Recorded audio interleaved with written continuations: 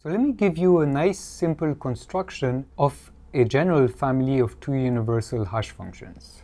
So remember the definition of such a family. It should be the case that for every z and z prime in the range of the hash functions, and for any x and x prime in the domain that are different, so for every x different from x prime, then the probability when I choose a random hash function that it maps x to z and x prime to z prime, this should be the same as the probability you'd get if the outputs were completely uniformly distributed, so 2 to the minus 2m. So for our construction, we're going to interpret the input here, the range, as a finite field. So instead, I'm going to give you a construction of hash functions f that map elements from a finite field f to the same finite field f. So this f is a finite field. And for example, we could take the finite field with 2 to the n elements, and then that would let us apply our construction to the setting of n-bit strings that we've been considering so far. In order to get outputs that are m-bit strings for any m that's less than n, what we'd do is simply compute these functions and then truncate the output. Write it as an n-bit string and remove the n minus m first bits or n minus m last bits, and this would work. So this is going to be fully general. What's the family of functions? Very simple. H is equal to all affine functions. So it's the set of all FAB that go from f to f. A, b are both elements of the finite field, and what they do is they map x to ax plus b. Linear functions. What's great about these is that they're very easy to evaluate. Also, the size of the family of functions is not too big. The size of h is the size of the finite field squared. In the case of our application to n-bit strings, we would get 2 to the 2n. This is relevant because that's the size of the seed that's required to choose a function at random.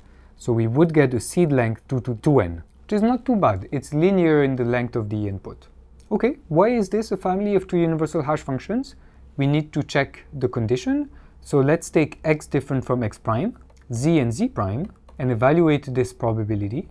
So what's the probability when I choose a random function, which is the same as choosing these coefficients a and b at random, that I have ax plus b equals to z, and ax prime plus b equals to z prime. This is the same as the probability over a and b that b is equal to z minus ax, and then I can replace b in the other equation, and I will get ax prime minus x equals to z prime minus z.